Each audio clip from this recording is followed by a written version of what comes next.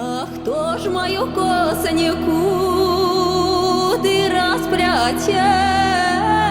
Хто ж має упльоти ди побяре? А розпляття косеньку ди матухна